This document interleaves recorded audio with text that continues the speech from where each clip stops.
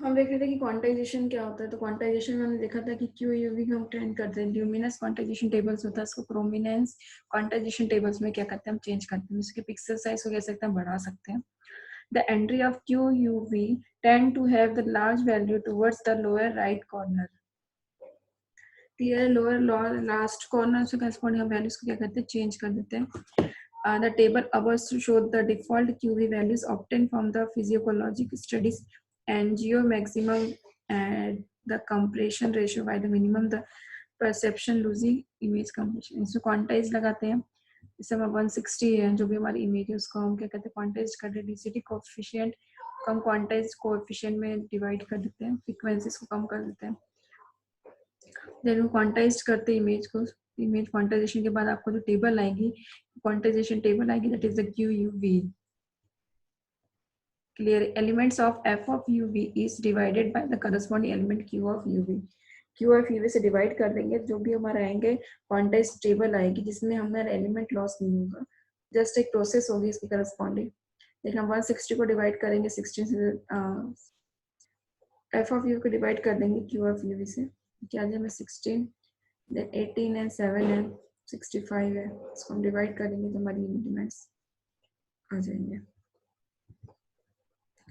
Then हमने देखा था कि इसमें सीरियलाइजेशन होता है, that is a zigzag scan होती है. इसमें जो स्कैनिंग होगी वो हमारी जिगजैग फॉर्म में होगी. First left then zigzag form में हमारा जो भी इमेज है वो कन्वर्ट हो जाएगा. Maps 8x8 matrix into the 1 into 64 vectors के फॉर्म में कन्वर्ट हो जाएगा. बाय जिगजैग स्कैनिंग की होती है. The group two low frequency coefficient at the top of the vector and high frequency coefficient at the bottom.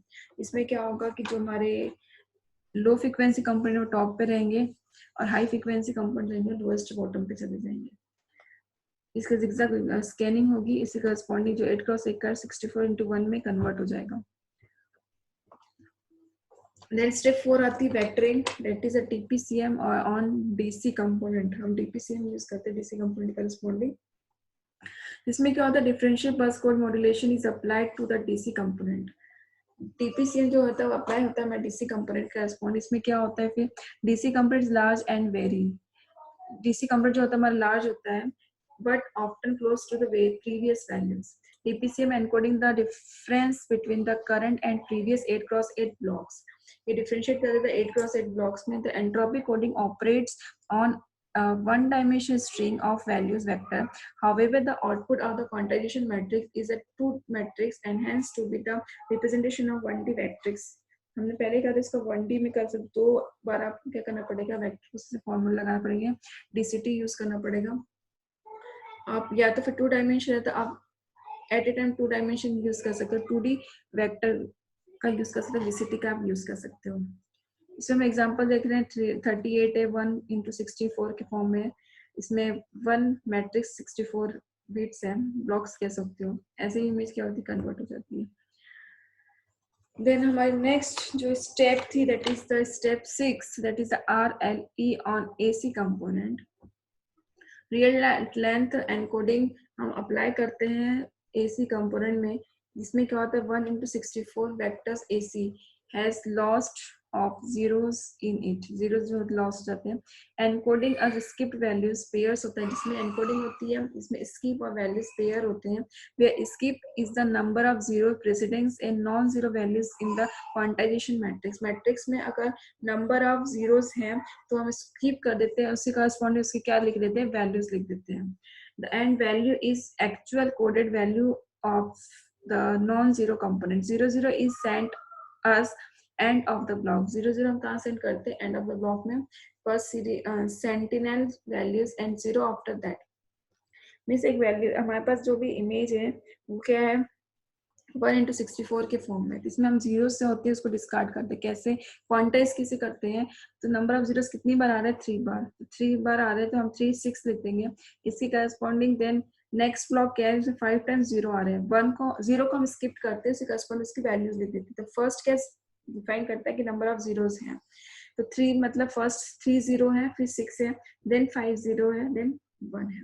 ऐसे ही आपकी जो मैट्रिक कह सकते हैं ब्लॉक साइज क्या है 1 into 64. आरएलई का फिर से हम एग्जांपल देखते हैं। ओरिजिनल डेटा स्ट्रीम हमारे पास क्या है, 17 है, 854 जिसमें 3 जीरोज है, 97 है, 56 इसमें 1 जीरो है। इसमें हम जीरोस को स्किप करते हैं और उसकी वैल्यूज लिख देते हैं। मीन 17 854 तो सेम रहेगा।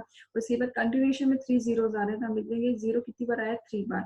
देन 97 5 16, देन जीरो कितनी बार आया, 1। उसके बाद रिमेन सेम रहेगा। देन यहाँ पे हम देख रहे हैं कि लास्ट में जो 3 है उसके पहले 5 टाइम जीरो आया था, हम 05 लिख देंगे। ये से जो होगी रन लेंथ एनकोडिंग हो जाएगी, जिसमें हम कोड क्या कर रहे हैं, कंप्रेस्ड कर रहे हैं। आपको सिर्फ डिकम्प्रेस्ड करोगे उसका वही मीनिंग निकलेगा। एग्जाम्पल 2, जो हमारा मैट्रिक्स है वो क्या है, 1 into 64 vectors is divisible in the term of bits by grouping the element as the group of repeated count. इसमें रिपीटेड काउंट जो भी वैल्यूज रिपीट हो रही है उसको हमने काउंट कर दिया ना, हमने इसको रिड्यूस कर दिया। यही होता है हमारा आरएलई मेथड्स होती है जिसमें हम सिंपली कोड को रिड्यूस कर दें। अब 5 हम देख रहे हैं रिपीट हो रहा है, जो भी रिपीट हो रहा है उसको हम क्या कर देंगे, एक रिपीट ब्लॉक बनाएंगे, एक पिक्सल वैल्यू बना देंगे। तो 5 कितनी बार है, 2 टाइम्स, यहाँ पे 2 लिख देंगे। 5 2 क्या रिप्रेजेंट कर रहा है कि 5 कितनी बार आया है, 2 टाइम। देन 1 है, 1 कितनी 8 कितनी बार आया, 1 टाइम। देन 9 कितनी बार आया, 6 टाइम्स, तो 6 9 लिख देंगे। देन 30 कितनी बार आया, 3 टाइम्स, 3 0 लिख 3 30 लिख देंगे। फर्स्ट जो भी हमारा एलिमेंट कितनी बार रिपीट हुआ है और वो पिक्सल वैल्यूज आ जाएंगी। ऐसे हम क्या कर सकते हैं, कोड को रिड्यूस कर सकते हैं। आइदर आप 0 से कर सकते हैं या फिर आप रिपीटेड कोड पिक्सल वैल्यू से भी क्या कर सकते हैं, रिड्यूस कर सकते हैं। क्लियर है। देन नेक्स्ट आता है, आप हाफमैन कोडिंग यूज कर सकते हो। DC to AC component finally need to represent by the smaller. जो भी हम डीसी से एसी कंपोनेंट करते हैं उसमें हमें इमेज को स्मॉलर रिप्रेजेंट करना पड़ता है या नंबर ऑफ बिट्स में। Why Huffman coding, Huffman coding हमने पहले डिस्कस किया था कि हाफमैन कोडिंग क्या होती है। Significant level of compression can be obtained by replication long string of binary digit bye a string of much shorter code word. इसमें क्या होता है, जब हमारी वैल्यूज होती है डिजिटल या फिर बाइनरी वैल्यूज होती है, वो क्या करते हैं, शॉर्टेड कोड में से रिप्रेजेंट करता है। इसीलिए हम क्या करते हैं, बाइनरी डिजिट्स में और शॉर्टेड कोड में क्या करता है, रिप्रेजेंट करता है। इसीलिए हम क्या यूज करते हैं, Huffman coding. How? The length of each code word is a function of its relative frequency of occurrence. जो भी frequency correspond occur हो रहा है उसकी हम length एक्सिस करते हैं। हमने पहले देखा था कि उसमें लेंथ होती है 0.4 कितनी बार आया है उससे correspond हम इसे कोड वर्ड में कन्वर्ट कर लेते हैं। In Huffman coding is DPCM code DC coefficient is represented by the pair of symbols. Pair of symbols के थ्रू होती है जिसमें फर्स्ट साइज आता है, देन नेक्स्ट हमारा आता है एम्पलीट्यूड,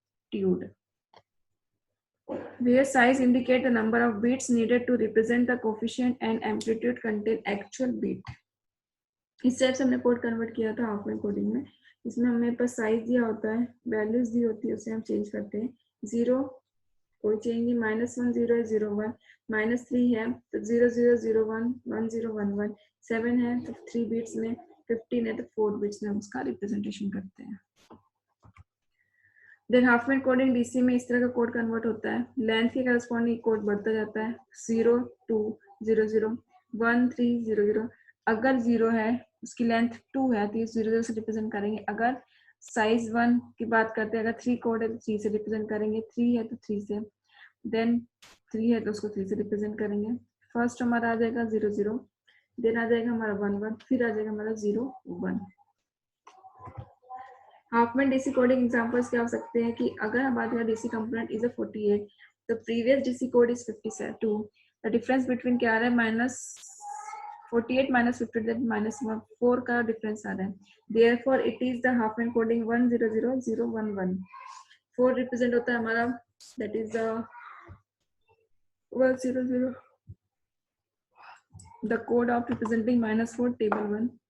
अगर हम टेबल 1 में देखते हैं तो -1 रिप्रेजेंट हो रहा है, -4 का रिप्रेजेंटेशन होता है 0 1 1 और 1 0 0 that is the code 3। The value of word code is 3 from table 2 code 1 0 0। ये एग्जांपल रन कोडिंग का तो हमने देख लिया था कैसे हम कोड को चेंज करते हैं। मेरिट्स ऑफ जेपीईजे कंप्रेशन, क्या क्या मेरिट्स होते हैं, work with colour and grey image scale but not with binary. Binary image के साथ काम नहीं करता, ये कलर इमेज और ग्रे स्केल इमेज के थ्रू क्या करता है, काम करता है। Up to 24 bits colour image के लिए यूज होता है। टारगेट फोटोग्राफी क्वालिटी इमेज के लिए यूज होता है. Suitable for many application. कहाँ यूज होता है? सैटेलाइट्स के लिए, medical, general photography. It's. Thank you. यहाँ पे हमारा जेपीजी कॉन्सेप्ट खत्म हो गया है इमेज कंप्रेशन का. हम नेक्स्ट स्टार्ट करेंगे हमारा image segment and presentation. Thank you.